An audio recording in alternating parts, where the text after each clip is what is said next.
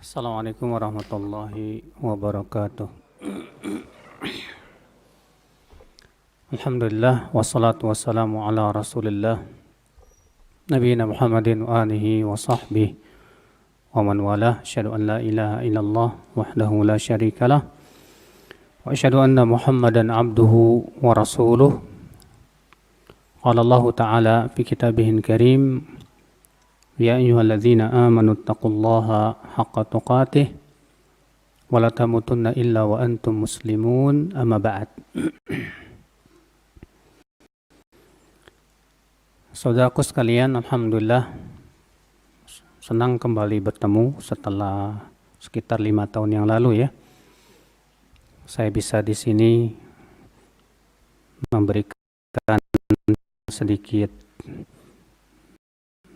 tausiah dan kembali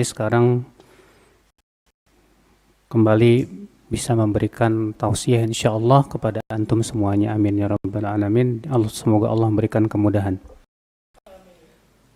Sebetulnya saya nggak niat kemari loh mas. Karena saya kesini cuma mau ini aja, mau jalan-jalan bawa keluarga gitu. Tapi sama Mas Wid diminta ngisi saat sini katanya. Masih ingat nggak yang kulo nuwun sisian malih? Nah, ini sekarang ada pesan juga dari Pak Imam ini. Saya suruh bacain ini. Matur nuwun sangat awit saking pandungonipun poro jamaah. Dungo gangsal tahun kepengker insyaallah sampun badhe kasembatan. Apa itu artinya? Apa artinya, Pak?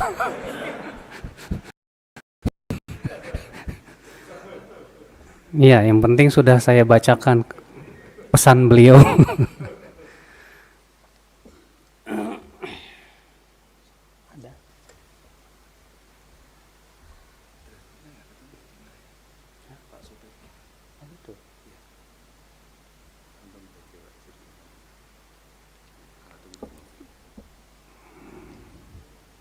Sebentar ya.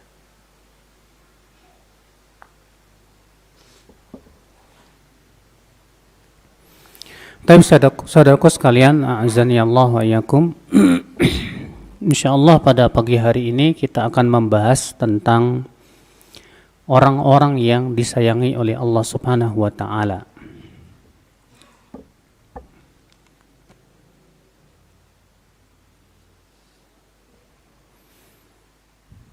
Tentunya saudaraku sekalian, rahmat Allah adalah merupakan perkara yang sangat kita butuhkan dalam hidup kita. Karena kalau kita tidak diberikan oleh Allah rahmatnya, kita akan tersesat. Kalau Allah tidak rahmati kita,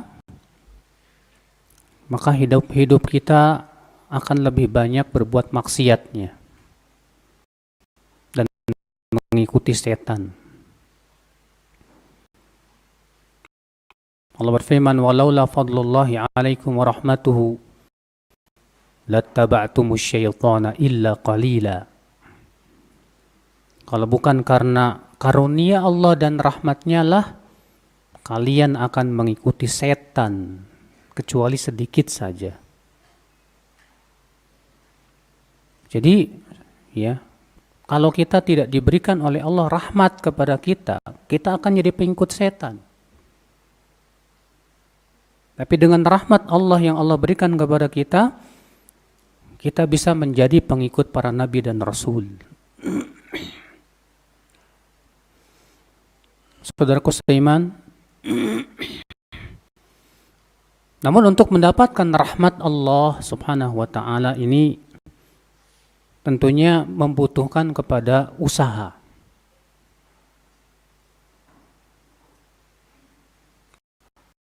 Jangan sampai kita menjadi orang-orang yang tidak peduli apakah kita akan mendapatkan rahmat Allah atau tidak. Akibat karena kita selalu mengikuti hawa nafsu, saudaraku. Lalu apa saja amalan yang bisa menyebabkan mendatangkan rahmat Allah Subhanahu wa taala.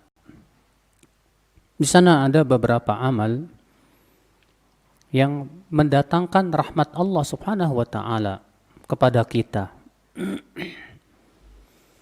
Apa saja? Yang pertama, yaitu senantiasa kita mempelajari Al-Quran, mendengarkan Al-Quran, mentadabburi Al-Quran, memperhatikan Al-Quran. Ketika dibacakan ayat-ayat Allah kepada kita, kita berusaha untuk mencernanya, memahaminya.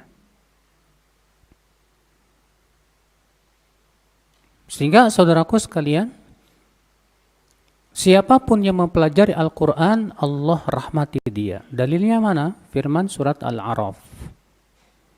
Firman Allah Subhanahu wa taala dalam surat Al-A'raf. Allah berfirman, "Wa idza quri'al Qur'anu fastami'u lahu wa ansitu la'allakum turhamun."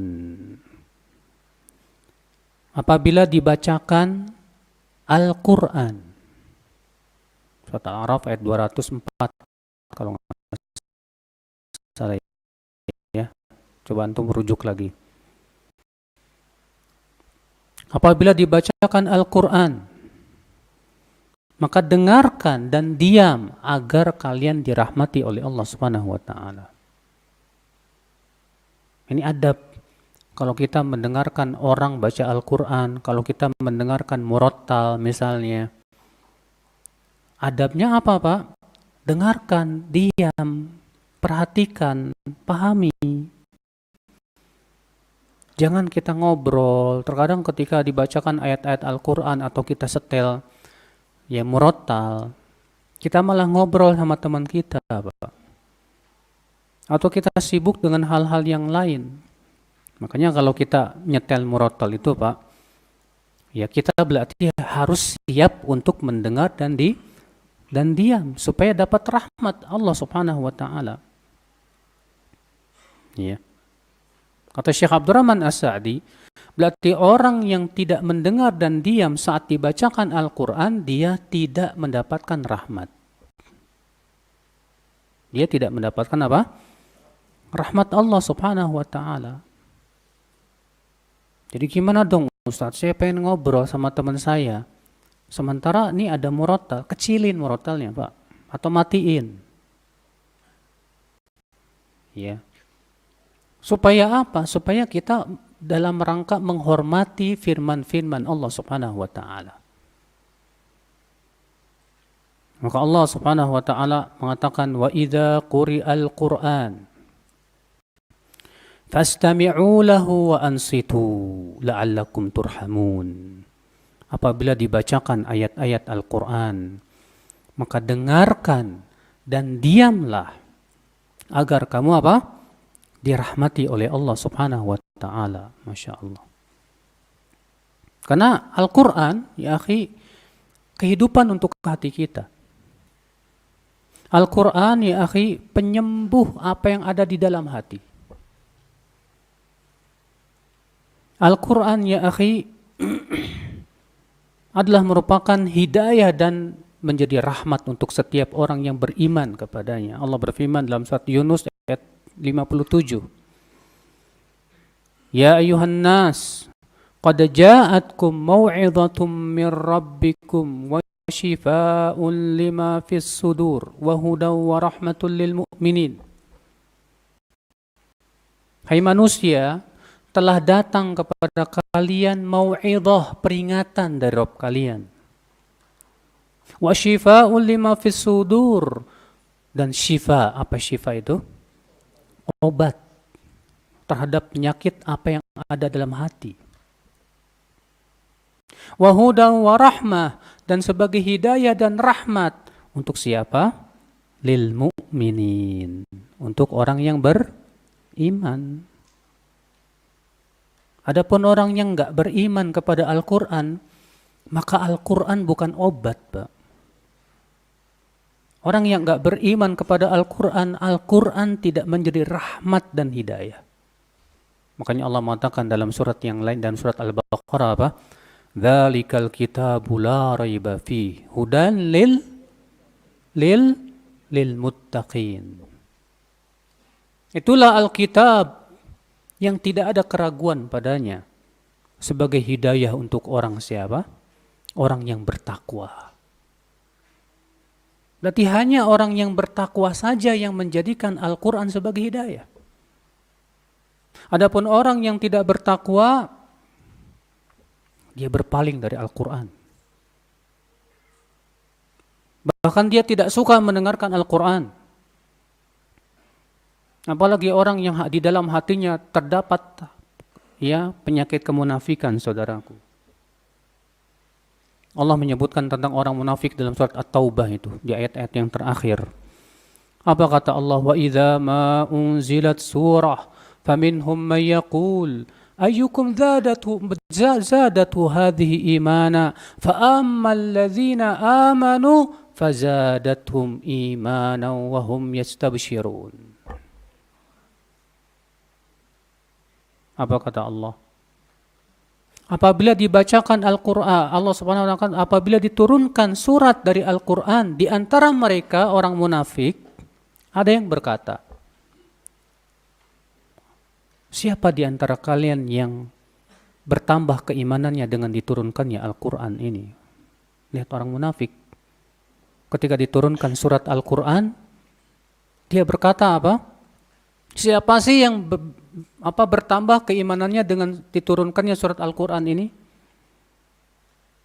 Apa kata Allah? فَأَمَّا الَّذِينَ آمَنُوا فَزَادَتْهُمْ إِيمَانًا وَهُمْ يَسْتَبْشِرُونَ. Adapun orang yang beriman, maka dengan diturunkannya surat Al-Quran bertambahlah keimanan mereka.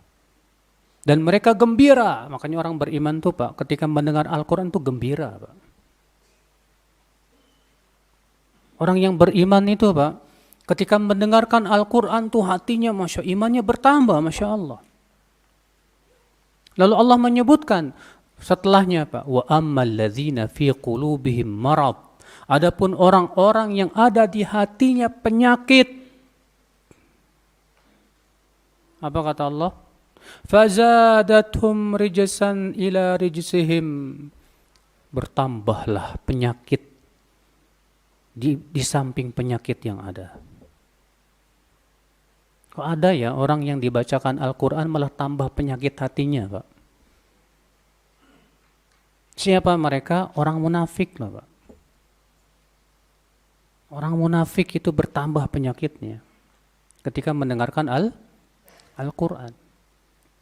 Jadi tidak jadi rahmat Al-Quran itu buat dia, saudaraku. Nah ini saudaraku seiman, azani Allah wa yakum. Ya, ini yang pertama. Yang bisa mendatangkan rahmat Allah kepada kita, sehingga kita termasuk orang-orang yang disayangi oleh Allah Subhanahu wa Ta'ala. Apa itu tadi yang pertama? Iya, kita berusaha untuk senantiasa memperhatikan Al-Quran. Berapa ayat dalam sehari kita baca dari Al-Quran, Pak? Kamu berapa ayat dalam sehari baca Al-Quran? Hah? Enggak tentu, Masya Allah. Terkadang baca Quran, terkadang enggak begitu.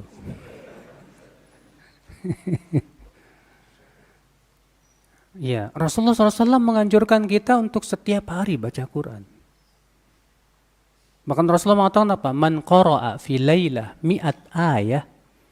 Siapa yang membaca dalam satu malam 100 ayat, ya, kutiba lahu ka'annaha qama lailah kullaha. Dituliskan untuknya seakan-akan ia sholat semalam suntuk, bayangkan. Satu malam 100 ayat. Lama nggak baca 100 ayat itu? Tidak. 100 ayat tuh paling nggak sampai 15 menit. 30 menit Pak. Surat An-Naba berapa ayat? Ditambah surat An-Nazi'at berapa ayat? Surat An-Naba dan An-Nazi'at kalau ditambah udah lebih dari 100 ayat loh Pak. Iya kan? Kalau 100 ayatnya Al-Baqarah ya Pak, betul. Kalau 100 ayatnya Al-Baqarah bisa setengah jam. Iya. Kalau kita baca secara tartil. Bayangkan ya, keutamaan besar Masya Allah. Bapak sholat tahajud, dalam sholat malam Bapak baca Al-Quran. 100 ayat satu malam itu pahalanya sama dengan sholat semalam suntuk. Allahu Akbar. Makanya jangan lupa kita hari-hari kita jangan kosong dari baca Al-Quran. Dan kalau bisa baca Qurannya jangan diketahui siapapun, Mbak. Kenapa? Karena amal itu semakin tersembunyi, semakin besar pahalanya di sisi Allah. Imam Ahmad bin Hanbal setiap seminggu beliau khatam Quran. Istrinya tidak tahu. Sampai-sampai istrinya aja tidak tahu. Masya Allah. Saking Imam Ahmad menyembunyikan amalan solehnya. Makanya salafus soleh, mereka orang-orang yang sangat semangat menyembunyikan amal solehnya seperti semangatnya menyembunyikan kesalahan dan aib mereka sendiri. Salafus soleh seperti itu, nggak kayak kita. Baca Quran, update status. Apalagi kalau suara kita indah nih, Masya Allah. Jadi imam disiarin deh. Ya akhi, kita katakan, saya tidak menuduh kamu riya. Cuma masalahnya siapa yang bisa jamin loh kamu bisa ikhlas loh. Sementara ikhlas itu kata para ulama berat loh. Sufyan Ats-Tsauri aja berkata, ma'alattu syai'an asyadda minan niyah. Tidak ada yang paling berat bagi saya dari meluruskan niat. Ini imam besar loh, Pak. Apalagi kita. Nah ini saudaraku sekalian, ini yang pertama yang hendaknya kita perhatikan. Ya. Kemudian yang kedua, yaitu berbuat ihsan dalam segala sesuatu.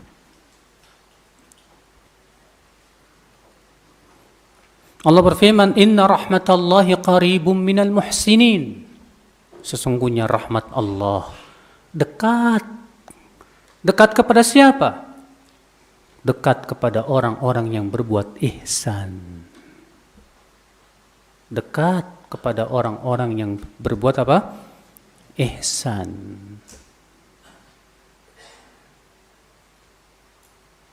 Apa itu ihsan? Rasulullah SAW menafsirkan apa makna ihsan dalam hadis Umar bin Khattab yang panjang, saudaraku. Kata Rasulullah, al-ihsan an ta'budallah ka'annaka tarah fa in lam takun tarah fa innahu yarak. Ihsan itu kamu beribadah kepada Allah seakan-akan kamu melihat Allah. Dan kalau kamu tidak melihatnya, maka sesungguhnya Allah yang melihat kamu.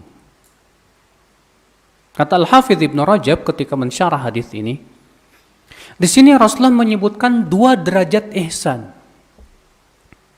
Derajat yang pertama yaitu beribadah kepada Allah seakan-akan melihat Allah. Maksudnya gimana, Mas? Seakan-akan melihat Allah. Perhatikan di sini Rasulullah mengatakan seakan-akan melihat Allah. Kenapa? Karena seorang hamba tidak mungkin bisa melihat Allah dengan mata kepalanya di dunia ini, tidak mungkin. Siapa yang mengatakan bahwa dia bisa melihat Allah di dunia ini, sungguh ia telah berdusta, kata Aisyah radhiyallahu anha. Rasulullah saja ditanya oleh Aisyah, "Hal ra'aita rabbak?" Apakah engkau melihat Rabbmu? Apa kata Rasulullah? "Nurun anna arah." Ada cahaya bagaimana aku bisa melihat Allah.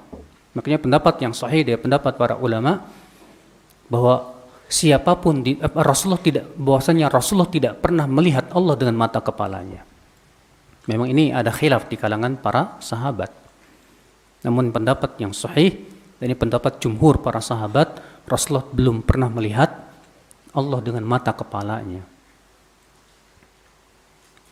Kamu beribadah kepada Allah seakan-akan kamu melihat Allah. Maksudnya gimana, Mas?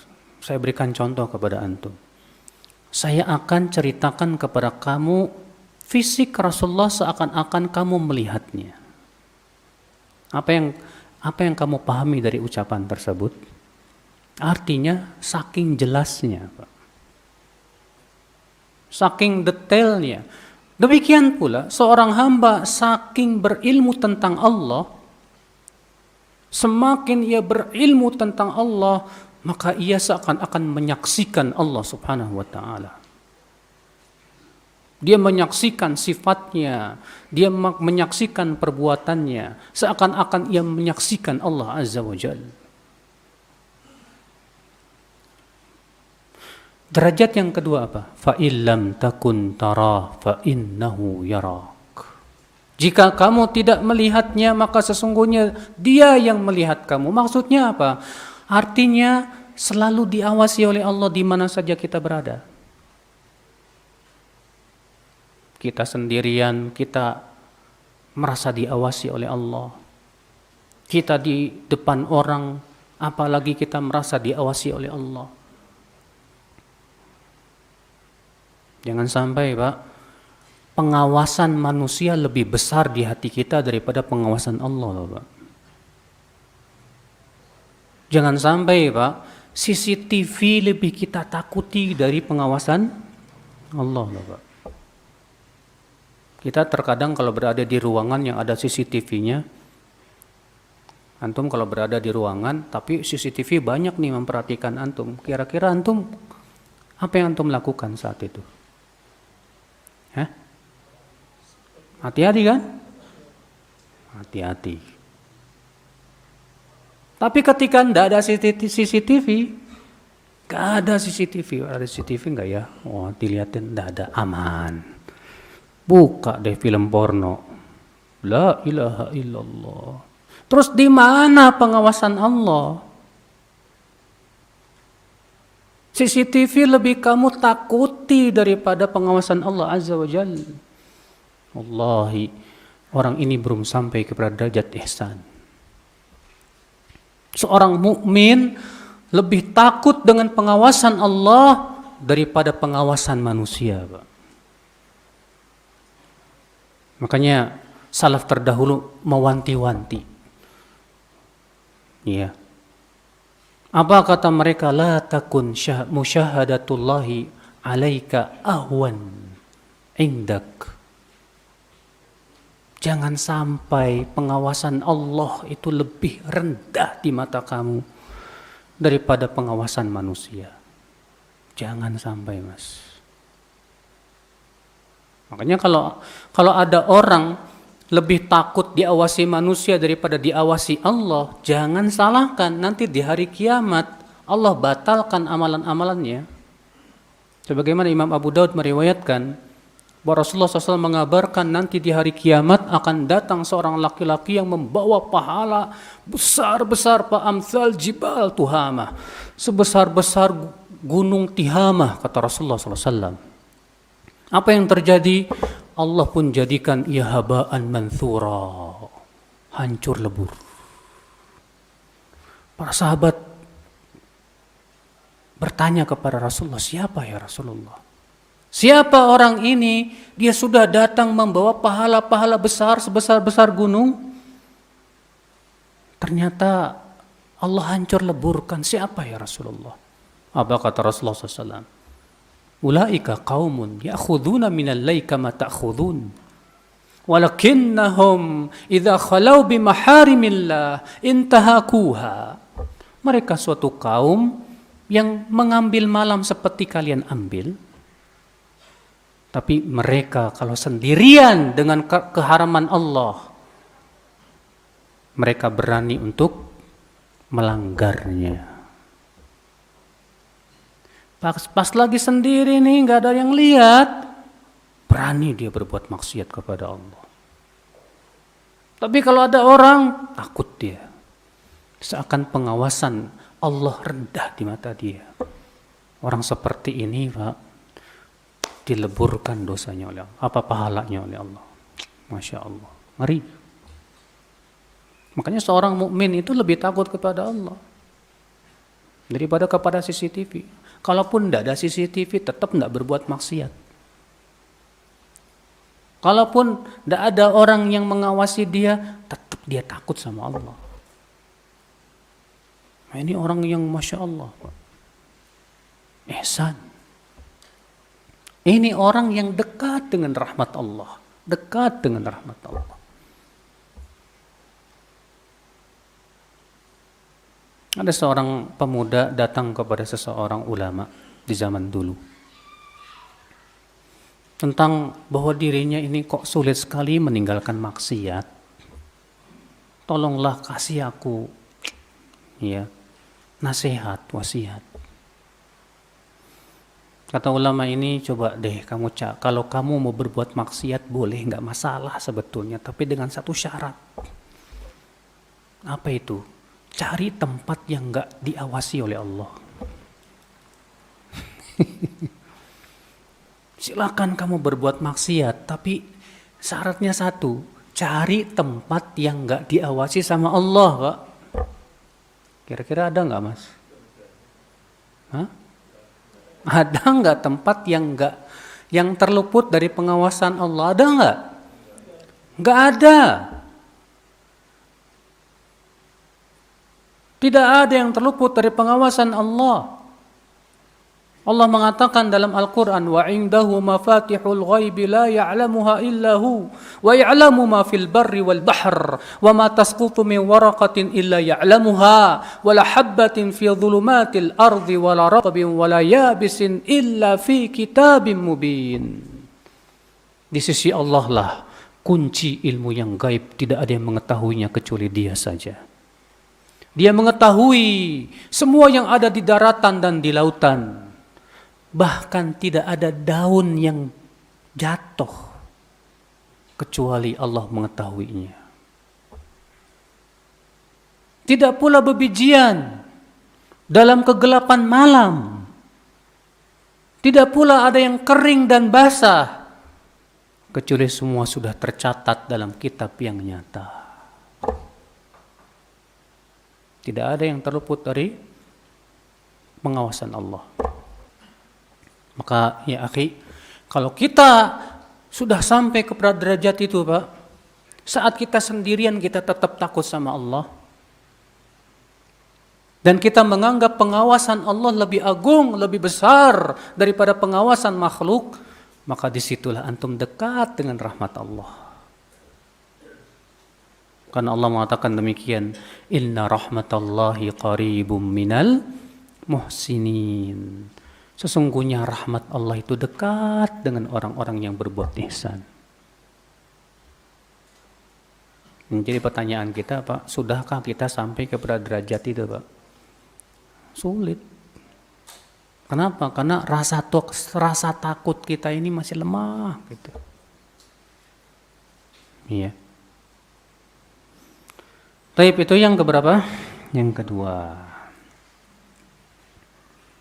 Yang ketiga,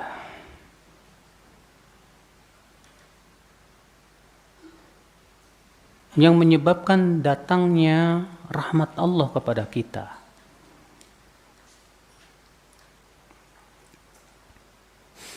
yaitu dengan kita memperbanyak istighfar. Memperbanyak apa? Istighfar. Allah Ta'ala berfirman, laula tastaghfirunallaha la'allakum turhamun. Tidakkah kalian mau istighfar kepada Allah agar kalian dirahmati oleh Allah? Laula tastaghfirunallah. Tidakkah kalian mau istighfar sama Allah? Mau enggak istighfar? Hah? Allah mengetuk hati-hati kita semua nih. Mau enggak kalian istighfar? Kalau kamu mau istighfar, Allah rahmati kamu. Tapi kalau kamu enggak mau istighfar, jangan salahkan kalau Allah datangkan azabnya kepada kamu. Pilih mana, Pak? Pilih dirahmati Allah atau pilih diadab Allah, Pak? Iya. Yang milih diadab hanya orang kafir, Pak. Antum tahu doanya orang musyrikin Quraisy? Rabbana anzil alaina hijaratan minas sama. Wahai Rabb kami, silahkan kau turunkan pada kami batu dari langit. Nantang loh, Pak. Nantang. Iya. Saking enggak berimannya kepada Allah Subhanahu wa taala. Orang beriman ketika diketuk pintu hatinya oleh Allah, terketuk dia. Allah mengetuk pintu hati kita. Laula tastaghfirunallah. Tidakkah kalian mau memohon ampun kepada Allah? La'allakum turhamun, supaya kamu dirahmati oleh Allah Subhanahu wa taala. Tapi Pak, jangan sampai kita mau istighfar tapi tidak ada niat taubat. Ada orang istighfar, astagfirullah, tapi tidak ada niat minta ampun. Astagfirullah sambil maksiat. Ngeliatin perempuan cantik, astagfirullah itu cantik banget, astagfirullah. Ini orang istighfar tapi kok maksiat terus gitu loh. Ibnu Qayyim menganggap ini istihza. Ini memperolok istighfar. Yang disebut dengan istighfar yang butuh istighfar. Istighfar yang butuh apa? Istighfar. Jadi kalau kita istighfar, ikuti dengan hati kita. Kita minta ampun kepada Allah. Kalau kita istighfar. Kalau kita ingin dapat rahmat oleh Allah, maka kita banyak istighfar. Astagfirullah wa atubu ilaih. Antum tahu Rasulullah SAW dalam sehari berapa kali istighfar? Ada yang bilang 100. Ada pendapat lain? Hah? Kalau kita kumpulkan hadis tentang istighfarnya Rasul tuh, kalau kita dapati beliau tuh lebih dari 100 kali, Pak, dalam sehari. Ada hadis Rasulullah sabda, "Ayyuhan nas, tubu ila Allah wastaghfiru, fa inni atubu ila Allah wa astaghfiru fil yaumi mi'ata marrah." Hai manusia, bertaubatlah kalian kepada Allah dan istighfar kepadanya, karena aku setiap harinya bertaubat dan beristighfar 100 kali.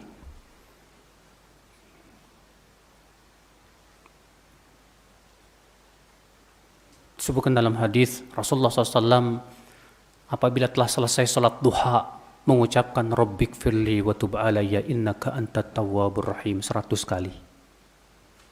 Dihasankan oleh Syekh Albani rahimahullah. Disebutkan dalam hadis Ibnu Umar berkata, aku menghitung dalam majelisnya Rasulullah, dalam satu majelisnya Rasulullah beliau mengucapkan Rabbik firli wa tub alayya innaka antat tawwabur rahim 100 kali. Berarti kalau kita perhatikan istighfarnya Rasulullah banyak banget, Mas. Padahal Rasulullah SAW sudah dijamin masuk surga enggak ya? Nah, sudah dijamin masuk surga. Kita siapa yang jamin? Hah? Siapa yang jamin kita masuk surga, Pak?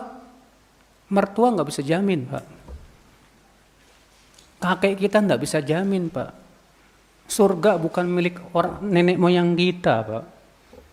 Kita yang nggak punya jaminan, seharusnya lebih banyak lagi istighfar, saudaraku.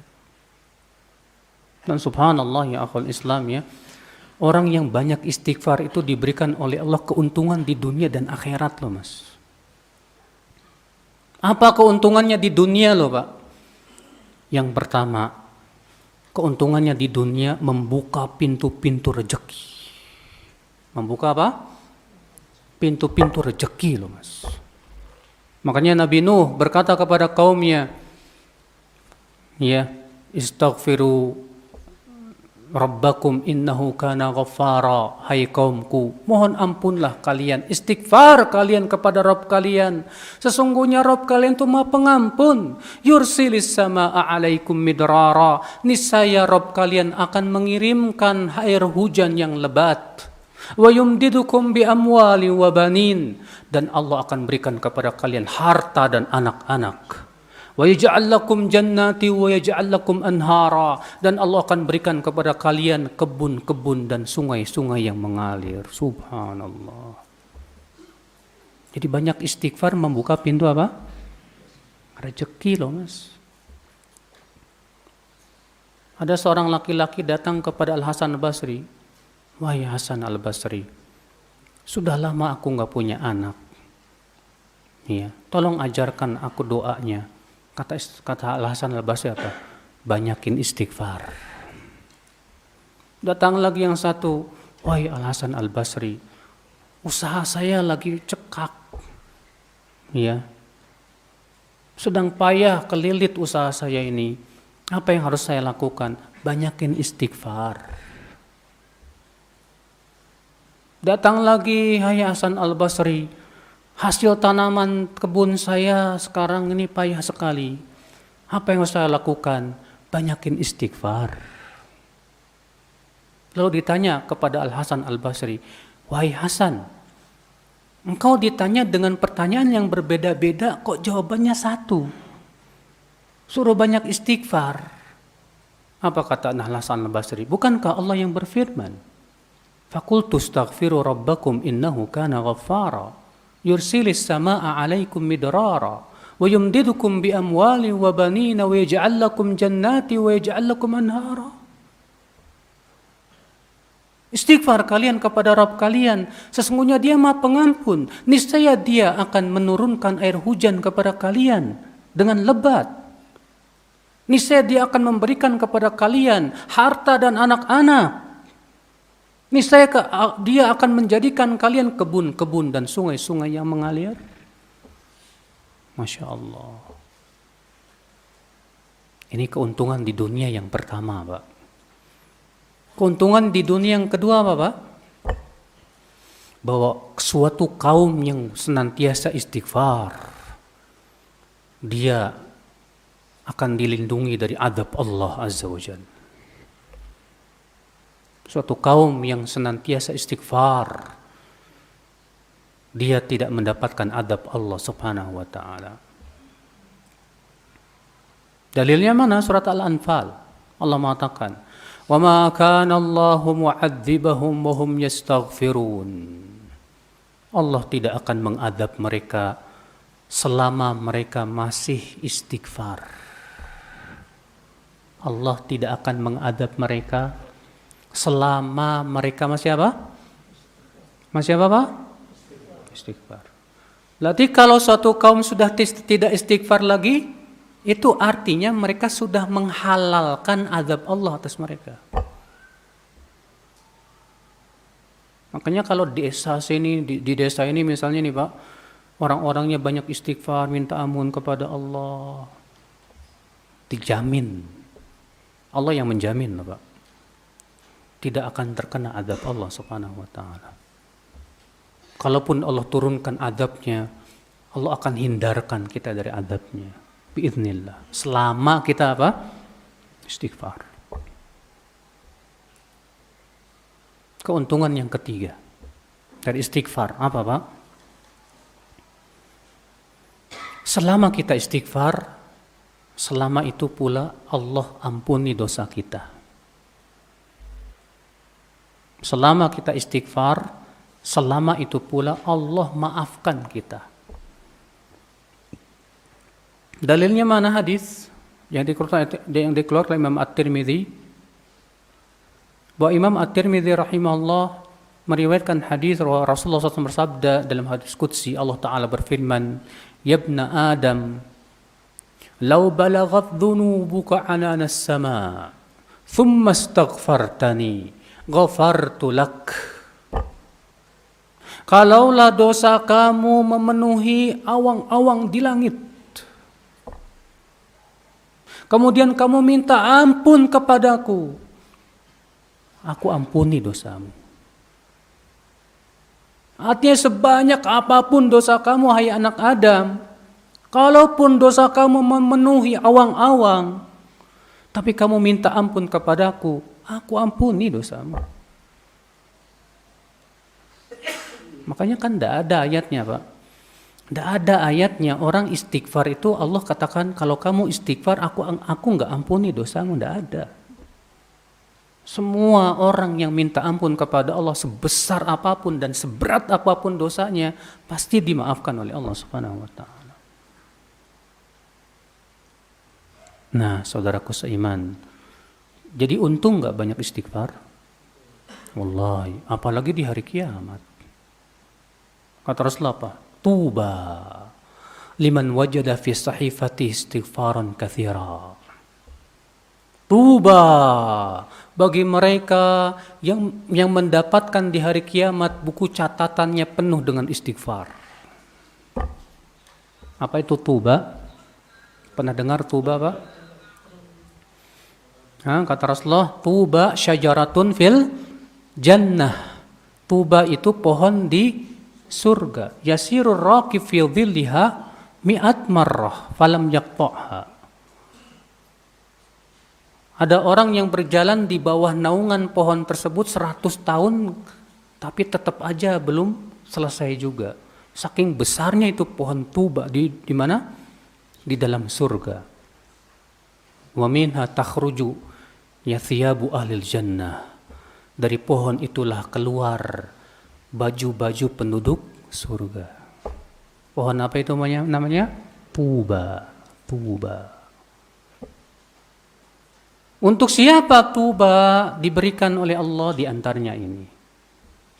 Untuk orang yang banyak istighfar, Pak. Astagfirullah wa atubu ilaihi. Istighfar kita, Pak. Nah ini sebab yang keberapa, Mas? Yang ketiga. Yang menyebabkan kita mendapatkan rahmat dan kasih sayang Allah. Sebab yang keempat, yaitu menaati Allah dan Rasulnya. Dalilnya firman Allah, wa athi'u Allah wa athi'ur rasul la'allakum turhamun. Wa athi'u Allah war rasul la'allakum turhamun. Dalam surat Al-Anfal juga. Taati Allah dan Rasulnya supaya kalian dirahmati oleh Allah. Taati Allah dan Rasulnya. Ya akhi, menaati Allah dan Rasulnya itu adalah kebahagiaan yang luar biasa, Pak. Bagi orang-orang yang beriman kepada kehidupan akhirat, Pak. Karena Allah dan Rasulnya tidak mungkin memerintahkan kepada perkara yang merugikan hidup kita, Pak. Ada enggak? Saya mau tanya sama antum semua. Ada tidak perintah Allah yang merugikan hidup kita? Ada? Tolong sebutkan. Hah? Ada enggak perintah Allah yang merugikan hidup kita? Ada? Ada dong. Ada enggak? Ada kerugian dikit tapi keuntungannya lebih banyak. Contoh, Allah nyuruh kita sholat. Iya. Berarti kalau kita sholat kita mengorbankan waktu enggak, Pak? Iya. Kita rugi waktu dikit. Tapi manfaatnya buat hidup kita luar biasa tidak, Pak? Iya. Dengan sholat Allah jauhkan kita dari perbuatan keji dan mungkar. Dengan sholat Allah berikan cahaya kepada kita. Dengan sholat Allah gugurkan dosa-dosa kita. Dengan sholat kita bisa masuk ke dalam surga Allah Azza wa Jalla. Zakat. Kalau antum punya emas sampai kepada nisabnya 85 gram dan sudah lewat 1 tahun, berapa persen? Hah? Zakatnya berapa persen? 2,5%. Ya, kita rugi dikit 25%. Tapi 25% itu nggak ada apa-apanya.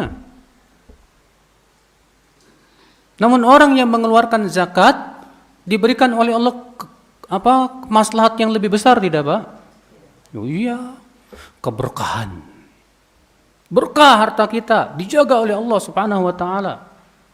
Jangan takut kita ngeluarkan zakat, harta kita habis ludes, nggak mungkin, Pak, nggak mungkin. Rasulullah SAW mengatakan begitu. Wala tunqisu shadaqatun min mal. Sedekah tidak akan mengurangi harta, enggak. Makanya jangan takut untuk mengeluarkan zakat, jangan takut. Jangan takut untuk bersedekah. Sedekah itu memberkahi apa? Harta.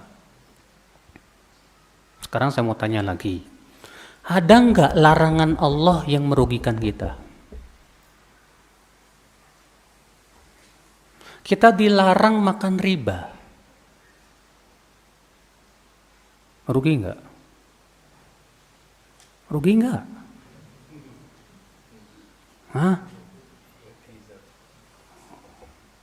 Sebetulnya kalau kita perhatikan tidak ada yang rugi, Pak.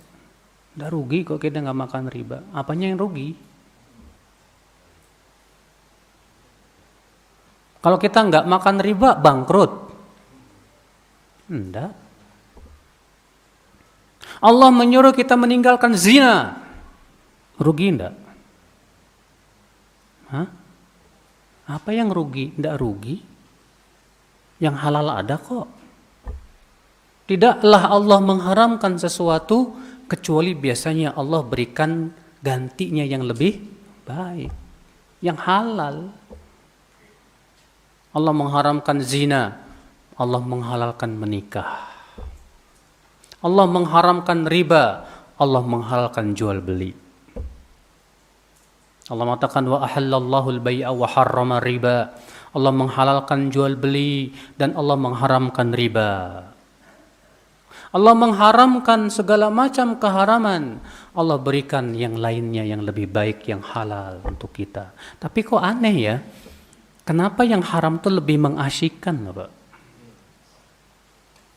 Sampai banyak orang demi mendapatkan yang haram, demi mendapatkan keharaman, mereka rela loh Pak berkorban loh Pak. Ada yang pengen nonton video porno, berkorban dia untuk beli, mengeluarkan duit. Padahal kalau kita pikir-pikir, masuk surga itu gratis. Sholat nggak dimintai bayaran kok. Puasa nggak dimintai bayaran kok. Maka taati Allah, taati Rasul. Itulah yang menjadi jalan kita dirahmati oleh Allah Subhanahu wa taala. Taati Allah, taati Rasul. Begitu mendengar hadis dari Rasulullah SAW, ucapkan apa? Sami'na wa ata'na. Jangan kayak orang Yahudi. Orang Yahudi mengatakan apa? Sami'na wa asayna. Kami mendengar tapi kami maksiat, tidak mau dengar, tidak mau taat. Jangan seperti itu, Mas.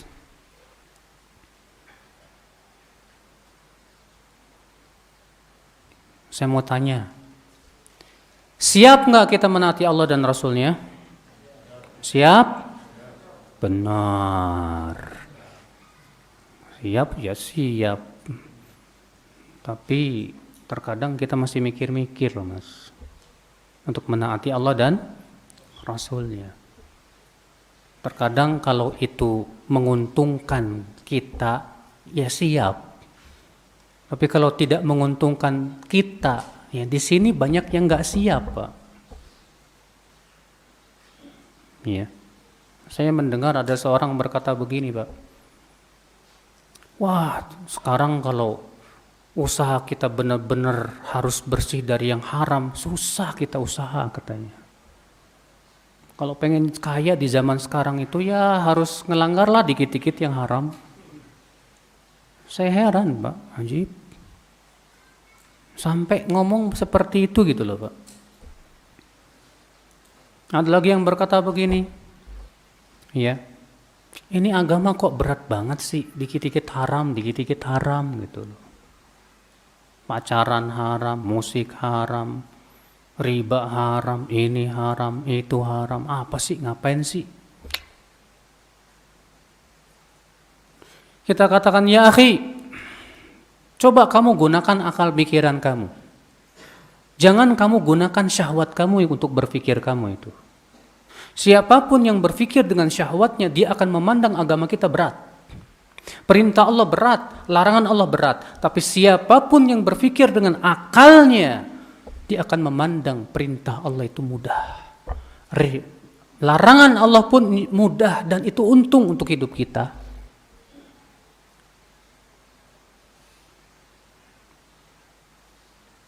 Saudaraku seiman, azani Allah wa iyyakum. Makanya kan Islam itu untuk orang yang berakal enggak, Pak? Ya. Adapun orang yang gila enggak bisa menerima Islam. Adapun orang yang tidak berakal enggak bisa memikirkan dan menerima Islam, enggak bisa. Maka jadilah kita hamba-hamba Allah yang memikirkan tentang semua perintah dan larangan Allah.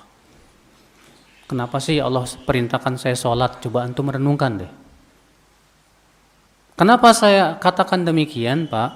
Supaya kita bisa menaati Allah dan Rasulnya. Setiap ada perintah Allah, kita cermati baik-baik. Kenapa Allah menyuruh saya sholat? Kenapa Allah menyuruh saya zakat? Apa keistimewaan dan kelebihan sholat, zakat, dan yang lainnya? Disitulah kita akan apa? Semakin bertambah keimanan kita. Nah, saudaraku seiman, azani Allah wa iyyakum. Jadi ini yang keberapa, Mas? Yang keempat. Orang-orang yang dirahmati oleh Allah, yaitu yang menaati Allah dan Rasulnya. Namun tentunya, Pak, terkadang ada perkara-perkara yang akal kita sulit untuk menjangkaunya. Dan itu memang murni ujian buat kita, Pak. Ali bin Abi Thalib radhiyallahu anhu berkata, "Lau kana dinu birra'yi, kalaulah agama kita ini berdasarkan ra'yu, lakana asfalal khuf aula bil mashi min a'lah." Maka seharusnya bagian bawah khuf lebih berhak diusap dibandingkan bagian apa? Atasnya. Tapi kok aku melihat Rasulullah SAW marah mengusap bagian apa? Atas khuf. Nah, terkadang ada masalah-masalah agama yang kita sulit mencernanya. Nah, di sini kewajiban kita apa? Udah tunduk aja, patuh saja. Yakini bahwa semua perintah Allah maslahat, Pak. Saya pernah ketemu seorang ikhwan ya. Saya bilang, "Akhi, kenapa celana kamu kok melebihi mata kaki?" Karena ada sunnahnya dari Rasulullah SAW. Ya, Rasulullah bersabda apa? Ma asfala minal ka'baini minal izari fafin nar. Apa-apa yang lebih rendah dari mata kaki, ya, dari izar itu apa? Sarung atau yang sejenisnya, maka tempatnya di neraka. Apa kata dia? Saya belum bisa mencerna dengan akal saya. Apa bahayanya kalau celana saya melebihi mata kaki? Lah terus gara-gara itu kamu nggak mau beramal? Ya saya belum masuk di akal saya. Apa bahayanya celana saya, kain saja saya melebihi mata kaki? Apa bahayanya? La ilaha illallah. Kita katakan, akhi, justru bahaya, Mas. Loh, bahayanya apa? Saya katakan, bahayanya kamu lebih mengedepankan akal kamu dari dalil. Allah dan Rasulnya yang melarang. Lalu kamu mengatakan apa bahayanya? Saya belum bisa mengamalkan karena saya belum bisa mencerna larangan ini. Emangnya menurut kamu, ya, akal kamu lebih agung dan besar dari wahyu? La ilaha illallah. Tapi alhamdulillah sekarang udah cingkrang, Pak. Ya. Setelah dia terus ngaji, tumbuh keimanannya. Memang disitulah pentingnya ngaji, Pak. Pentingnya duduk di majlis taklim itu, iman semakin berkembang, semakin naik, semakin dia paham bahwa tidak mungkin Allah melarang kecuali pasti di sana ada mudarat. Terkadang kita tahu, terkadang tidak tahu. Imani aja deh, benar. Iya. Ini sebab yang keempat, agar kita dirahmati, disayangi oleh Allah. Taati Allah, taati siapa? Rasul. Siapa yang lebih kita taati, Pak? Allah dan Rasulnya atau ulama? Allah dan Rasulnya atau ulama? Ulama termasuk yang diperintahkan oleh Allah enggak untuk ditaati? Iya. Karena ulama termasuk dalam golongan ulil amri. Allah berfirman, ya ayyuhalladzina amanu athi'u Allah wa athi'ur rasul wa ulil amri. Ditafsirkan oleh para ulama bahwa ulil amri mencakup dua. Yang pertama umara, para pemimpin. Yang kedua ulama. Bahkan ulama harus lebih ditaati daripada umara. Artinya umara wajib menaati ulama. Nah sekarang kalau bertabrakan ulama, bertabrakan dengan apa? Dalil. Mana yang kita dahulukan? Tentu dalil. Kalau antum mendahulukan ulama, berarti antum sudah mengambil tandingan selain Allah. Allah mengatakan dalam surat dalam Al-Quran, ittakhadhu ahbarahum wa rubanahum arbaban min dunillahi wal masih ibn Maryam. Mereka menjadikan tandingan untuk Allah. Mereka menjadikan ulama-ulama mereka, pendeta-pendeta mereka sebagai tandingan selain Allah. Lalu kemudian Adi bin Hatim berkata kepada Rasulullah, ya Rasulullah, saya dulu waktu masih Nasrani, kami tidak pernah beribadah kepada ulama, tidak pernah. Apa kata Rasulullah? Bukankah kalian ketika pendeta-pendeta kalian mengharamkan apa yang Allah haramkan, kalian ikut-ikutan mengharamkannya? Dan ketika pendeta kalian menghalalkan apa yang Allah haramkan, kalian ikut menghalalkannya? Benar. Apa kata Rasulullah? Itulah ibadah kalian kepada pendeta kalian. Berarti kalau antum lebih ngikutin ulama daripada Allah dan Rasulnya, itu artinya antum sedang beribadah kepada ulama. Antum sudah menjadikan tandingan selain Allah. Hati-hati mas. Ini kalau bertabrakan antara dalil dengan pendapat ulama. Adapun ulamanya itu sendiri mungkin niat dia tidak menentang Allah dan Rasulnya, enggak. Tapi bisa jadi belum sampai kepada beliau apa? Dalil tersebut bisa jadi. Maka kita berikan uzur kepada ulama tersebut. Karena orang yang sudah berijtihad kemudian salah, dia dapat berapa? 1 pahala. Tapi kalau sudah jelas kepada kita dalil dari Allah dan Rasulnya yang bertabrakan dengan pendapat ulama itu, kewajiban kita dahulukan Allah dan Rasulnya. Allah yang mengatakan demikian dalam surat Al-Hujurat ayat 1. Ya ayyuhalladzina amanu la tuqaddimu baina yadayillahi wa rasulih. Hai orang-orang yang beriman, jangan dahului Allah dan Rasulnya. Tapi ingat juga loh, ketika antum memahami dalil dari Al-Quran dan hadis juga, tetap jangan lepas dari bimbingan ulama lagi. Kalau seluruh ulama sepakat, terus antum menyelisihi ijma ulama, yang salah antum atau ulama?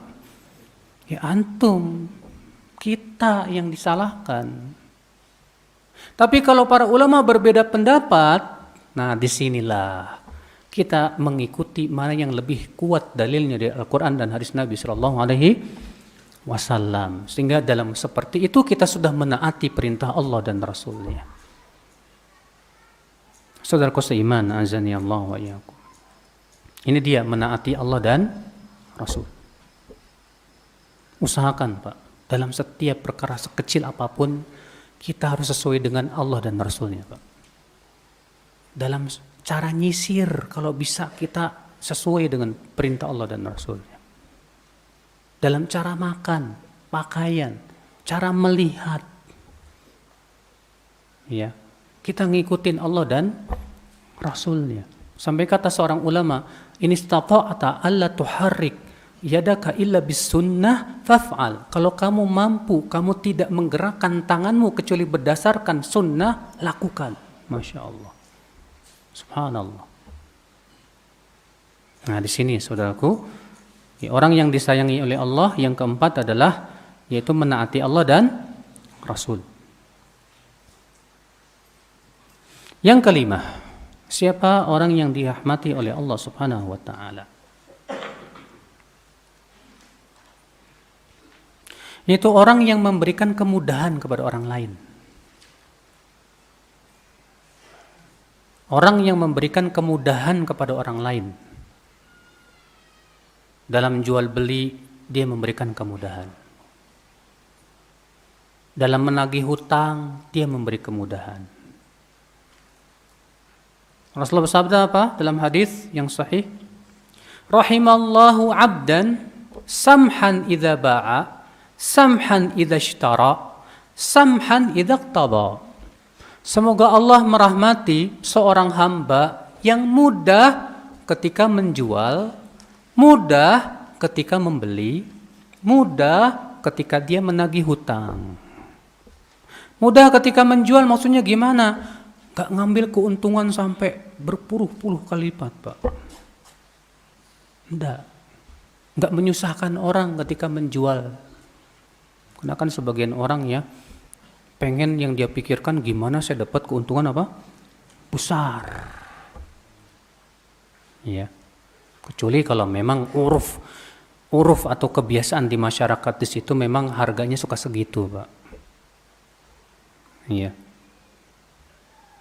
Tapi jangan sampai akhwal Islam menyusahkan orang ketika kita menjual. Dan jangan sampai menyusahkan orang ketika kita membeli. Kata Rasulullah, semoga Allah merahmati orang yang mudah ketika membeli. Gimana mudah dalam membeli? Gak nawar sampai nyekik. Ada orang nawar sampai nyekik loh, Mas. Sampai penjualnya itu usap-usap dada, Mas. Ya Allah. Udah nawar maksa lagi. Udahlah Mas, ginilah Mas. Ayolah Mas. Gak boleh gitu. Salafus saleh di antara mereka bahkan ada yang gak mau nawar. Saking mengamalkan hadis ini, Pak.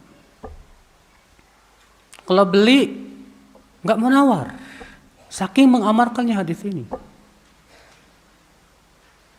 Kalau kita, Pak, kebalik. Kalau belanja di mall nggak ada tawar-menawar. Kalau belanja di pasar orang susah ditawar setawar-tawarnya. Kasihan itu orang. Sudah dari gunung, jalan, Pak, bawa itu ditawar pula, dicekik pula sama antum. La ilaha illallah. Mas antum masuk ke mall, nggak ada tawar. Pernah nggak belanja di mall antum tawar? Nggak ada kan? Padahal itu untungannya besar sekali. Ya akhi, berikan kemudahan. Kalau antum memberikan kemudahan, apalagi di orang miskin, Masya Allah, orang susah, Masya Allah lagi jualan. Berapa Mas harganya? 10.000 Pak. Terlalu murah Pak, 20.000. Masya Allah. Ya. Sambil antum bantu dia. Berikan kemudahan, Mas. Semoga Allah merahmati orang yang mudah dalam menagih hutang. Masya Allah. Antum tagih, akhi, antum lupa ya. Kenapa? Hari ini jadwal antum nagih hutang loh. Bayar hutang loh. Aduh ampun, maaf akhi. Usaha saya lagi paceklik, akhi. Benar demi Allah. Iya, usaha dagang saya gitu susah sekarang ini. Jadi saya belum bisa bayar, akhi. Oh gitu, ya nggak apa-apa lah. Ya, saya tangguhkan 3 bulan lagi nggak masalah. Atau saya tangguhkan sampai dagang kamu bagus lagi. Masya Allah, itu luar biasa itu Pak.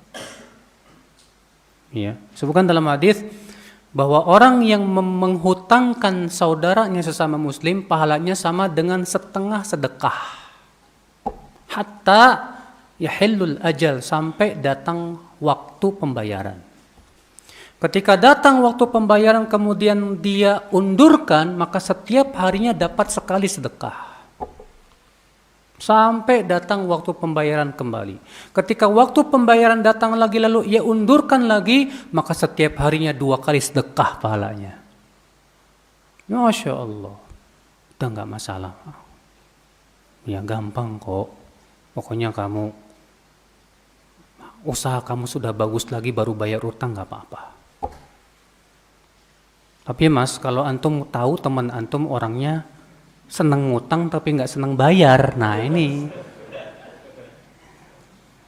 yang ini nih jangan antum kasih kemudahan. Kasihan dosa buat dia. Sebab hutang itu akan dibayar dengan pahala. Kasihan. Mas, hutangnya mana? Aduh, belum bisa bayar ini. Kemarin baru beli motor. Kok sekarang bilang nggak bisa bayar utang? Iyalah nanti akhi, maaf akhi, afwan akhi. Ini banyak loh mas. Ya ikhwan yang manajemen AA nih pak. Afwan akhi. Kamu kan semanhat sama saya akhi. Antum kan enggak, kita beda manhaj. Lu kok beda manhaj? Ya, manhaj Rasul itu bayar utang tepat waktu. Lah ente ndak mau bayar utang tepat waktu, itu nggak ngikutin manhaj Rasul. Beda manhaj kita. Kata Rasulullah, mutlul ghaniyyi dzulmun. Menunda-nunda pembayaran hutang padahal dia mampu membayarnya itu termasuk kezoliman, kata Rasulullah. Masuk zolim tuh. Nah saudaraku, jadi orang yang disayangi oleh Allah diantaranya orang yang memberikan kemudahan kepada orang lain. Berikan kemudahan. Iya. Ketika kita jualan, kasih kemudahan kepada orang lain. Ketika kita membeli, kasih kemudahan kepada penjual. Jangan disusahkan. Dalam kita bermuamalah, selalu memberikan kemudahan kepada orang lain. Makanya Rasul sabda apa? Yassiru wala tu'assiru. Berikan kemudahan. Jangan beri kesusahan buat orang lain, jangan. Rasulullah juga bersabda, innama bu'ithtum muyassirin wa lam tub'atsu mu'assirin. Kalian itu tidak diutus untuk memberi kesulitan. Kalian tuh diutus untuk memberikan kemudahan. Mudahkan akhi. Iya. Nah ini saudaraku ya. Ini yang keberapa? Orang yang dirahmati oleh Allah. Di sini zuhur jam berapa, Mas? 11.55. Baik. Jadi ini ya orang yang dirahmati oleh Allah Subhanahu wa taala. Yang keenam,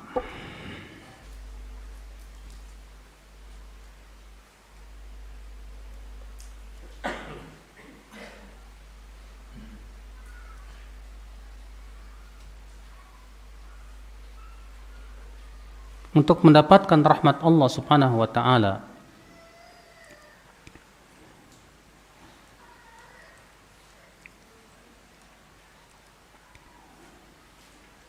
yaitu yang disebutkan dalam surat Al-Baqarah ayat 218. Innal ladzina amanu wal ladzina hajaru wa jahadu fi sabilillahi ulaika yarjuna rahmatallah. Sesungguhnya orang-orang yang beriman, berhijrah, berjihad di jalan Allah, merekalah orang-orang yang mengharapkan rahmat Allah. Siapa yang mengharapkan rahmat Allah, Pak? Allah mengatakan yang mengharapkan rahmat Allah itu orang yang beriman, berhijrah dan berjihad di jalan Allah. Beriman Dan iman tidak mungkin lurus tanpa ilmu. Antum beriman kepada Allah tapi antum nggak tahu ilmunya, saya jamin antum tersesat. Karena orang musyrikin Quraisy pun juga beriman kepada Allah. Orang musyrikin Quraisy ketika ditanya siapa yang menciptakan langit dan bumi, mereka jawab apa? Allah. Tapi mereka beriman kepada Allah tanpa ilmu, sehingga mereka pun mempersekutukan Allah, berbuat syirik. Innal ladzina amanu, yang kedua apa? Wahajaru, hijrah. Dan hakikat hijrah itu apa Pak? Kata Rasulullah, al-muhajiru man hajara ma nahallahu an. Hakikat orang yang hijrah itu adalah yang meninggalkan larangan-larangan Allah. Hakikat hijrah itu yang meninggalkan larangan-larangan Allah.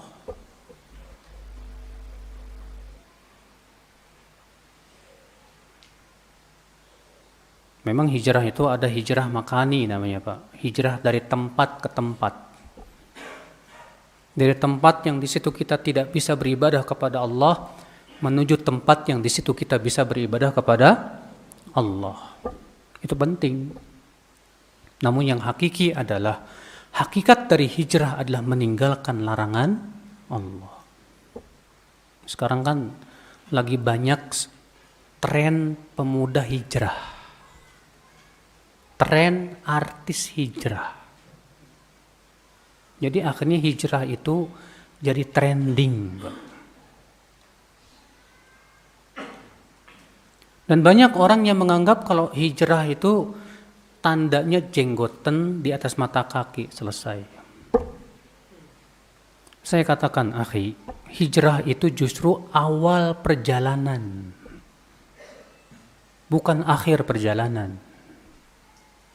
Hijrah itu awal perjalanan, karena ketika kita hijrah, di situ kita sudah memulai sebuah perjalanan baru dalam hidup kita. Yang tadinya kita penuh maksiat, sekarang kita ganti maksiat dengan ketaatan kepada Allah Azza wa Jalla. Maka kita hijrah untuk menapaki jejak kaki Rasulullah SAW. Kita hijrah. Namun Pak, setiap orang yang mau hijrah, biasanya Allah uji dulu. Untuk Allah melihat bagaimana kejujuran hijrah dia. Allah mengatakan alif lam mim ahasiban nasu an yutraku an yaqulu amanna wa hum la yuftanun. Alif lam mim, apakah manusia mengira akan dibiarkan berkata kami beriman sementara ia tidak diuji? Enggak mungkin, Pak, mustahil. Siapapun yang mengatakan ya Allah saya beriman, ya Allah saya hijrah, ya Allah saya kembali, Allah berfirman aku uji kamu. Buat apa Allah uji? Walaqad fatanna allazina min qablihim falaya'lamanna allazina sadaqu wa laya'lamanna al-kadzibin, kata Allah. Sungguh kami telah uji orang-orang sebelum mereka. Dengan ujian itu kami mengetahui siapa yang jujur imannya dan siapa yang dusta imannya. Pernah baca enggak Pak tentang kisah penyihir Fir'aun? Penyihir Fir'aun. Ketika Fir'aun mengumpulkan rakyatnya untuk melihat sebuah pertandingan sihir antara penyihir Fir'aun dengan Nabi Musa. Karena Fir'aun menganggap Nabi Musa penyihir juga. Apa kata para penyihir kepada Nabi Musa? Imma an tulqi wa imma an nakuna nahnul mulqin. Hai Musa, siapa duluan yang mau melempar? Kamu duluan atau kami? Apa kata Allah? Kata Nabi Musa, alqu, silahkan kalian yang melempar duluan. Falamma alqaw saharu a'yunan nasi wastarhabuhum wa ja'u bisihrin 'adzim. Ketika mereka melemparkan tali-tali mereka, maka mereka menyihir mata-mata manusia seakan-akan itu ular yang bergerak-gerak, Pak. Dan mereka mendatangkan sihir yang besar, kata Allah. Apa kata Allah? Wa auhayna ila Musa an alqi asak. Kami pun wahyukan kepada Musa, lemparkan sekarang tongkatmu itu. Fa idza hiya talqafu ma yafikun. tiba-tiba berubah jadi ular dan memakan sihir-sihir mereka. Penyihir ketika melihat tongkat berubah jadi ular, enggak mungkin secara ilmu sihir, ini sihir, enggak mungkin. Ini bukan sihir, karena ia berubah jadi ular beneran, bukan menyihir mata manusia. Fawaqa'al haqqu wa batala ma kanu ya'malun. Tampaklah disitulah kebenaran dan batilah perbuatan para penyihir itu. Ketika melihat kebenaran itu, penyihir pun sujudlah kepada Allah dan mengatakan, amanna bi Rabbi Musa wa Harun. Kami beriman kepada Rabbnya Musa dan Harun. Kami hijrah. Kami akan tinggalkan sihir. Beriman tuh Pak, para penyihir itu Pak. Tapi apa yang terjadi? Ketika mereka menyatakan keimanannya, mereka dihadapkan ujian berat sekali. Marah Fir'aun kepada para penyihir itu. Maka Pak Fir'aun mengumumkan, la uqatti'anna aydiyakum wa arjulakum min khilaf, thumma la usallibannakum ajma'in. Aku akan potong tangan dan kaki kalian secara bersilang dan aku akan salib kalian. Tapi subhanallah, rupanya penyihir ini jujur imannya Pak. Ketika menghadapi ancaman Fir'aun begitu sangat berat, kaki tangan mereka mau diputuskan, mau disalib, mereka berkata, Rabbana afrigh alaina sabra. Ya Rabb, kokohkan kesabaran kami ya Rabb. Wa tawaffana muslimin, wafatkan aku dalam keadaan Islam. Wafatkan kami dalam keadaan Islam ya Rabb. Masya Allah. Baru mau hijrah, dapat apa? Ujian. Ada nggak di antara antum baru hijrah dapat ujian? Ada terkadang. Baru hijrah dikasih penyakit sama Allah. Penyakitnya berat lagi, kanker. Baru hijrah dikasih ujian, usahanya kolab. Baru hijrah dikasih ujian, Masya Allah. Memang demikian Pak. Walaupun ada juga ikhwan yang ketika dia hijrah, alhamdulillah masih diberikan oleh Allah kenikmatan. Iya. Nah ini saudaraku sekalian, beriman dan berhijrah. Maka setiap kita harus hijrah Pak.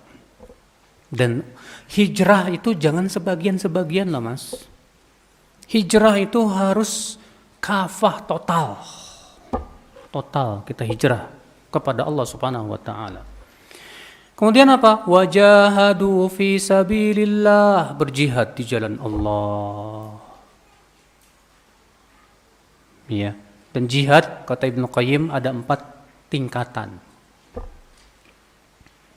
Imam Ibnu Qayyim menyebutkan bahwa jihad ada berapa tingkat Mas? 4. Yang pertama jihadun nafs, berjihad melawan diri sendiri. Caranya gimana? Al-Hafidz Ibnu Hajar dalam kitab Fathul Bari menyebutkan bahwa berjihad melawan diri sendiri itu caranya dengan menuntut ilmu dan mengamalkan ilmu. Berjihad melawan diri sendiri dengan cara apa itu? Menuntut ilmu dan mengamalkan apa? Ilmu. Jadi antum datang ke majlis ta'lim termasuk jihad nggak Mas? Siapa yang mengatakan di antara antum bahwa menuntut ilmu tidak termasuk jihad? Ngacung. Kalau ada, saya bawakan perkataan Abu Darda, seorang sahabat. Man qala bi anna talabal ilmi laysa bi jihad fa fi aqli syai'. Wa fattahim fi aqli. Siapa yang mengatakan bahwa menuntut ilmu bukan jihad, maka tuduhlah akalnya, jangan-jangan ada sesuatunya itu. Menuntut ilmu jihad Mas. Bahkan jihad dengan ilmu harus lebih didahulukan daripada jihad dengan pedang dan panah. Jihad dengan ilmu lebih didahulukan daripada jihad dengan senjata, Mas. Ya tidak? Nah, pertama-tama kali Rasulullah berdakwah, berjihad dengan jihad apa? Ilmu. Ketika Rasulullah berdakwah di Mekah, Allah turunkan firman-Nya apa? Fala tuti'il kafirin wajahidhum bihi jihadan kabira. Jangan kamu taati orang kafir itu dan jihadi mereka dengan Al-Quran, dengan jihad yang besar. Allah mengatakan berjihad dengan Al-Quran termasuk jihad yang besar. Berarti jihad dengan ilmu itu termasuk jihad yang besar. Menuntut ilmu, jihad yang besar. Menyampaikan ilmu, jihad yang besar. Bahkan Syekh Albani mengatakan jihad yang paling besar di zaman sekarang adalah menuntut ilmu dan mengamalkan ilmu serta menyebarkan ilmu. Jihad yang besar. Ini tingkatan yang pertama. Yang kedua, jihad melawan setan. Jihad melawan apa? Setan. Jihad melawan setan, bagaimana caranya? Kata Al-Hafidz Ibnu Hajar, itu bita'allumi turuqi syaitan wa khutuwatihi. Itu dengan mempelajari langkah-langkah setan untuk menggoda manusia. Pelajari langkah-langkah setan apa aja. Banyak, Mas. Baca oleh antum kitab Ighathatul Lahafan min Masaidi Syaitan. Itu disebutkan oleh Ibnu Qayyim rahimahullah langkah-langkah setan. Ya, tebal tapi bukunya, Pak. Enggak tahu saya sudah terjemahkan apa belum tuh buku itu. Ada yang tahu enggak buku itu sudah terjemahan apa belum? Udah ya? Oh, alhamdulillah. Judulnya Ighathatul Lahafan min Masaidi Syaitan. Penting tuh baca buku itu. Buku lain apa? Talbis Iblis yang ditulis oleh Imam Ibnul Jauzi. Juga menyebutkan tentang talbis iblis. Talbis iblis kepada para qari, talbis iblis kepada para ulama, talbis iblis terhadap orang sufi, talbis iblis terhadap orang awam dan yang lainnya. Itu antum baca deh buku itu. Dan sudah terjemahkan alhamdulillah. Ya. Dengan baca itu insya Allah kita akan selamat, Mas. Ya, dari langkah-langkah apa? Setan. Tingkatan yang ketiga, jihadul fusaq. Itu berjihad terhadap orang fasik. Siapa orang fasik? Orang fasik itu dua. Yang pertama, pelaku dosa besar. Seperti berzina, seperti minum arak. Yang kedua, pelaku bid'ah, yang suka berbuat bid'ah. Bagaimana caranya? Itu dengan cara mendakwahi mereka. Agar mereka meninggalkan kefasikannya itu. Dakwahi. Antum punya teman suka berzina, dakwahi gimana caranya supaya dia meninggalkan perzinahan. Antum punya teman suka minum arak, mabuk-mabukan, dakwahi, Pak. Gimana caranya dia supaya meninggalkan arak? Dakwahi. Jangan sibuk ya. Yang disebut dengan jihad talabi, jihad ekspansi, maka ini syaratnya harus ada daulah Islam dan khalifatul muslimin.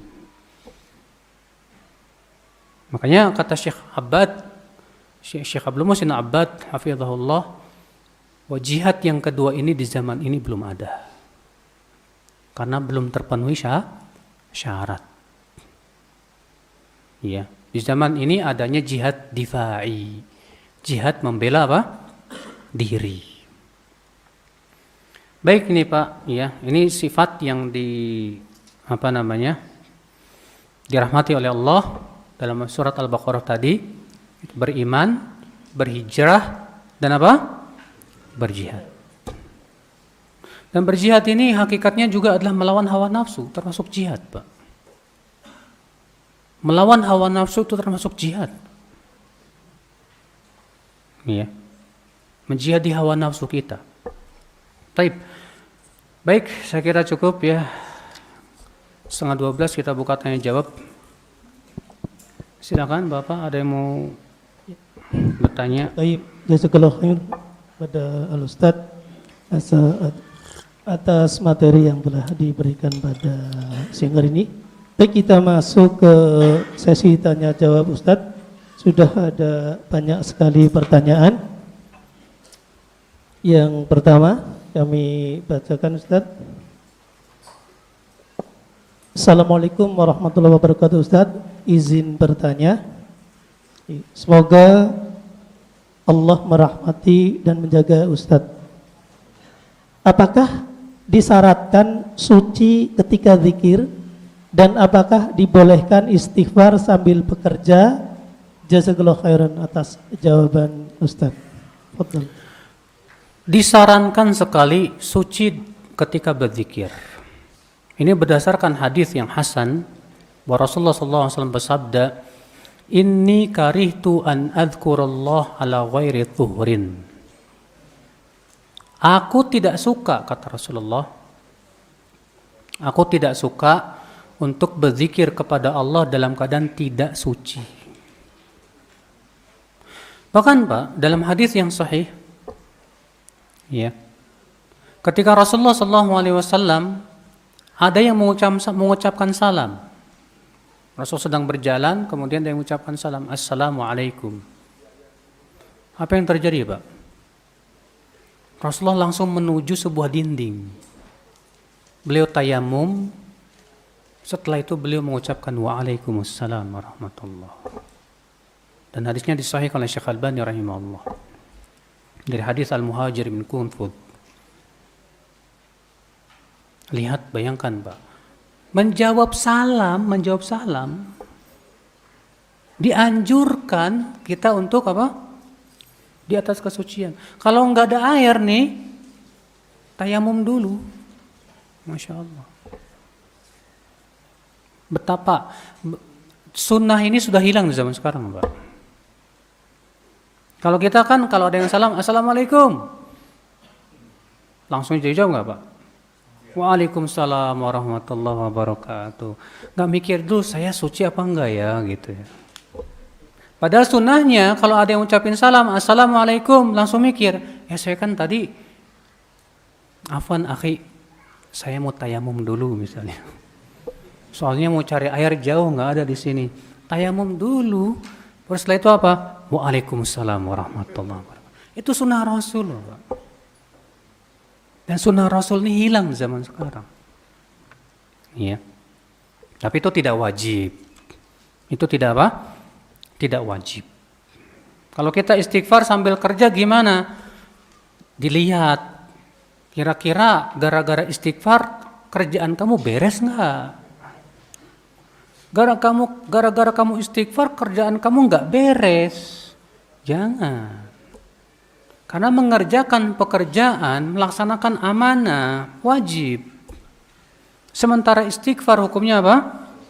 Sunnah. Jangan sampai mendulukan yang sunnah, melalaikan yang apa? Yang wajib. Nggak bagus, Mas. Nggak bagus. Ini ya.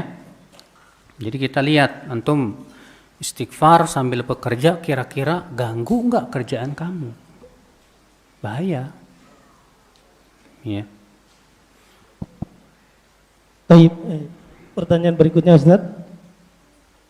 Izin bertanya, jika dibacakan ayat Al-Quran atau mendengar murotal sering bersedih mengingat ayah saya rahimahullah, apakah ini bentuk dari meratapi mayat?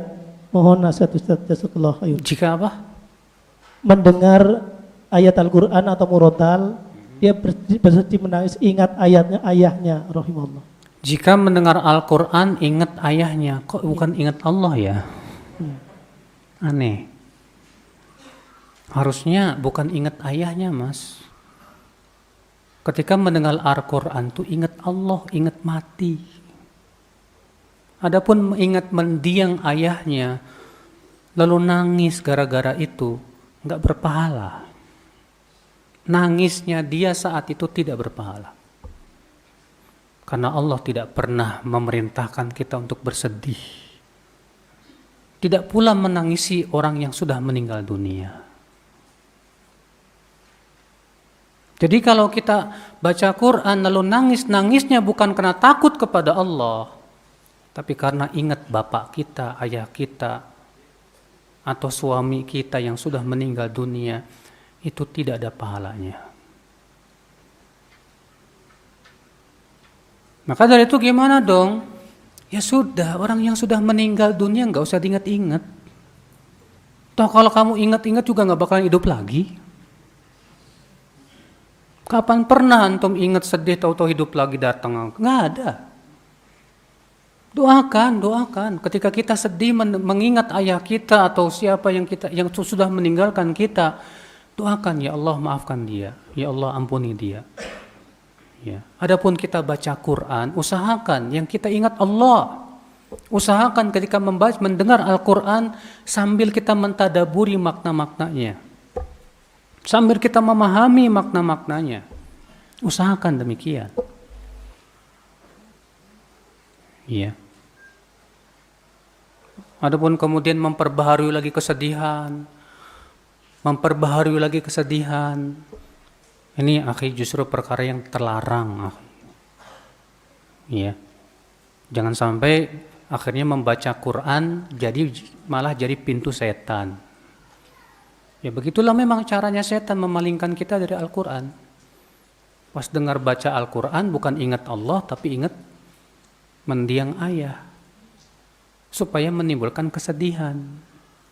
Akhirnya di situ kita tidak dapat pahala dari sedihnya kita. Kalau antum baca Quran kemudian antum ingat dosa jadi nangis, baru berpahala. Maka tangisnya antum saat itu termasuk dalam hadis. Ainan la tamassuhuman nar, dua mata yang tidak akan disentuh neraka. Yang pertama, ainun tahrisu fi sabilillah, mata yang berjaga di jalan Allah. Maksudnya gimana? Antum misalnya malam-malam enggak duduk tuh pengajiannya sampai jam 12 malam. Dan antum enggak tidur mendengarkan kajian itu. Berarti antum matanya bergadang di jalan Allah. Ini mata enggak bakalan disentuh neraka. Atau antum baca buku sampai jam 12 malam. Ini mata di jalan Allah. Mata seperti ini enggak bakalan disentuh neraka. Tapi antum main Facebook kan sampai jam 3 malam, bukan di jalan Allah, Pak. Ada orang kayak gitu loh. Iya. Yang kedua siapa? Ainun bakat min khasyatillah. Mata yang menangis karena takut kepada Allah. Ingat dosanya, nangis. Nah, ini mata yang tidak akan disentuh api neraka. Baik. Jazakallah Ustaz. Ada pertanyaan berikutnya. Izin bertanya Ustaz. Assalamualaikum Ustaz. Assalamualaikum warahmatullahi wabarakatuh. Kenapa orang-orang munafik ketika dibacakan Al-Quran malah bertambah penyakitnya? Mohon dijelaskan Ustaz. Kan tadi sudah dibacakan ayatnya, Mas. Surat At-Taubah itu, Pak. Orang munafik itu kalau dibacakan Al-Quran semakin bertambah apa? Allah mengatakan apa tadi? Wa idza ma unzilat suratun faminhum may yaqulu ayyukum zadatu hadhihi imana fa ammal ladzina amanu fazadatum imana wa hum yastabshirun wa ammal ladzina fi qulubihim maradun fazadathum rijsan ila rijsihim wa matu wa hum kafirun. Ayatnya sudah saya bacakan tadi. Naam. Baik, jazakallahu. Pertanyaan berikutnya Ustaz. Izin bertanya, apakah orang yang bermaksiat setelah berhijrah tanda dia tidak dirahmati oleh Allah?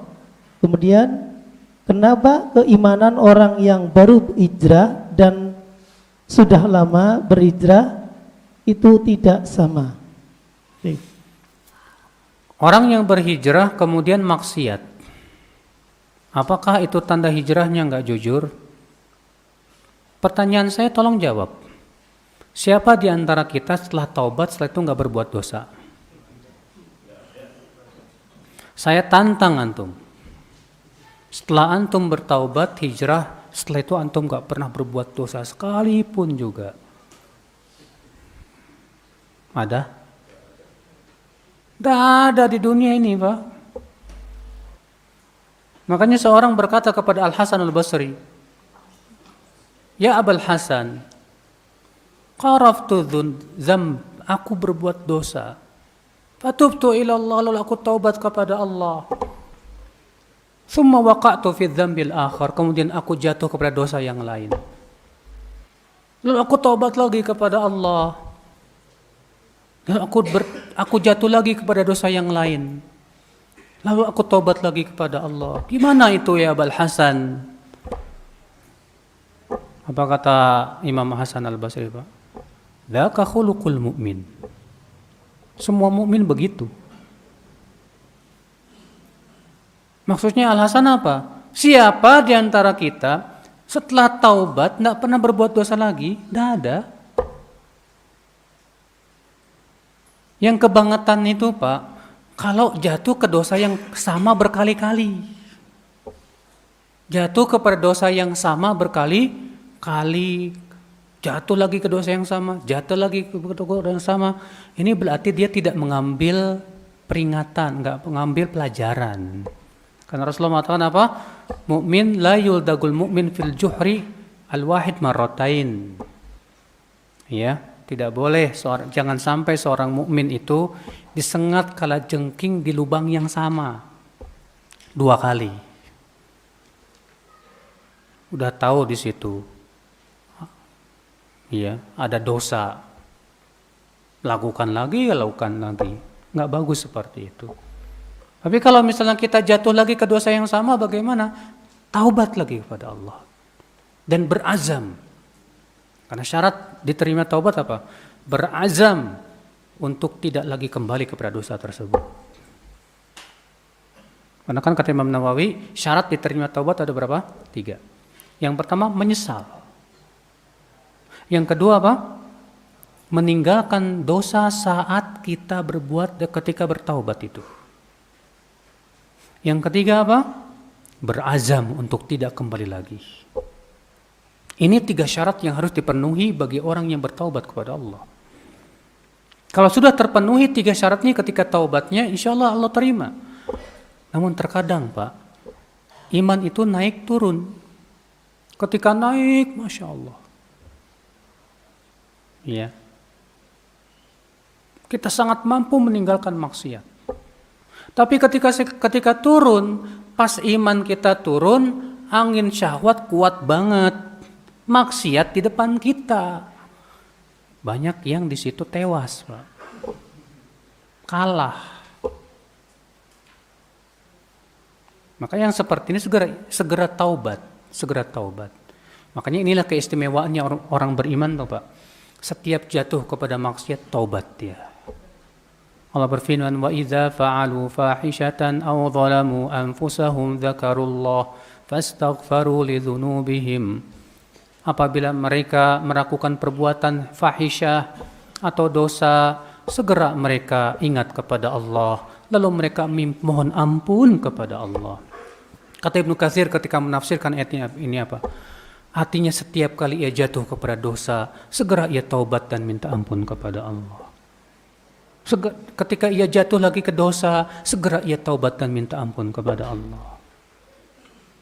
Nah, begitu Pak. Jadi intinya Pak, nggak ada siapapun di dunia setelah hijrah nggak pernah berbuat maksiat lagi. Nggak mungkin, susah. Makanya para sahabat ketika Allah turunkan firman-Nya apa? Alladzina amanu wa lam yalbisu imanahum bidzulmin ulaika lahumul amnu wa hum muhtadun. Itu orang-orang yang beriman dan tidak mencampuri keimanan mereka dengan kezaliman. Mereka mendapatkan keamanan dan dapat hidayah. Apa yang terjadi, Pak? Berat banget ini ayat. Datang para sahabat ke Rasulullah dan berkata, wahai Rasulullah, berat banget ini ayat, hai Rasulullah. Apa itu? Allah mengatakan orang-orang yang beriman dan tidak mencampuri iman mereka dengan kezaliman. Bagi mereka keamanan dan hidayah. Kalau untuk mendapatkan keamanan dan hidayah, syaratnya tidak pernah berbuat zalim. Berat sekali ya Rasulullah. Maka Rasulullah mengatakan, kezoliman yang dimaksud di sini bukan zalim yang kalian pahami, kata Rasulullah. Tapi zalim yang dimaksud di sini syirik. Zalim yang dimaksud di sini apa? Syirik. Lihat para sahabat. Siapa yang lebih kuat imannya, kita atau para sahabat? Para sahabat. Ternyata ketika Allah turunkan ayat ini, mereka merasa berat. Siapa yang tidak pernah menzolimi dirinya sedikit pun juga nggak ada. Nah ini Pak, jadi kalau kita sudah bertaubat, berhijrah, bukan syarat diterimanya hijrah kita setelah itu kita nggak pernah berbuat maksiat lagi. Sebab kalau syaratnya itu berat Pak. Orang yang nggak pernah berbuat maksiat lagi mungkin sudah jadi berubah jadi malaikat kali Pak. Tidak ada masalahnya. Sulit. Naam. Baik, jazakallahu khairan atas nasihatnya Ustaz. Baik Ustaz, kita masuk pertanyaan berikutnya. Izin bertanya Ustaz. Assalamualaikum warahmatullahi wabarakatuh. Assalamualaikum warahmatullahi wabarakatuh.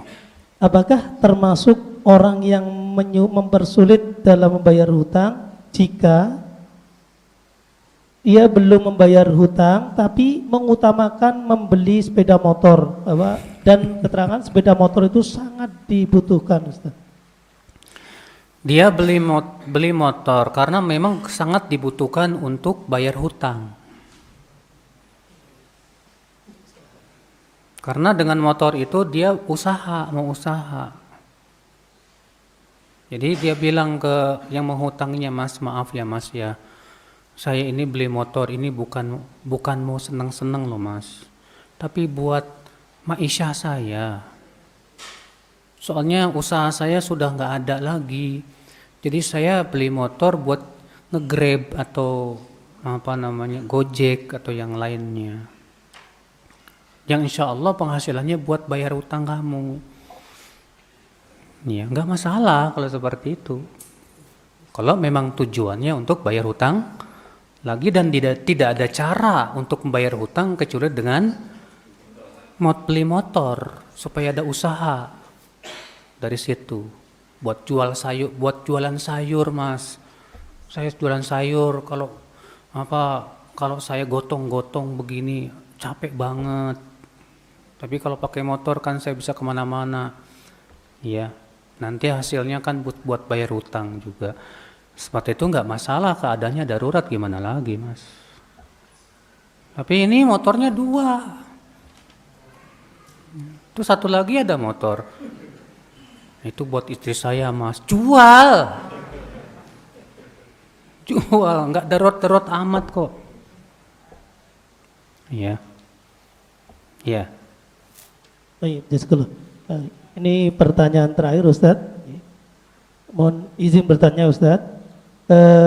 Jika seorang laki-laki pernah berbuat zina dengan seorang perempuan, kemudian laki-laki dan perempuan tersebut bertaubat, manakah yang terbaik? 1, ini ada 2 pilihan Ustadz.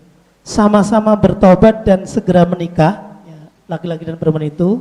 Atau yang kedua, sama-sama bertaubat dan mencari pasangan lain yang calon lain gitu Ustaz, bukan dengan orang tersebut. Iya. Pendapat jumhur ulama mengatakan boleh keduanya menikah dengan syarat pertama taubat, dan alhamdulillah sudah terpenuhi tadi. Yang kedua istibro, yaitu bersih rahimnya dari anak hasil zina itu. Kalau habis zina, ya ternyata setelah zina tak lama kemudian ia taubat, kemudian ya wanitanya haid, berarti bersih dari, ya berarti nggak hamil dia. Ya udah terpenuhi 2 syarat tersebut. Akhirnya keduanya menikah, boleh, nggak masalah, sah. Ini atas pendapat jumhur ulama, wallahu a'lam. Nah, yang lebih baik mana? Ya udah menikah aja. Kalau memang berzina itu, menikah aja dengan wanita yang dia zinai itu. ya, untuk menghilangkan ar dan aib juga.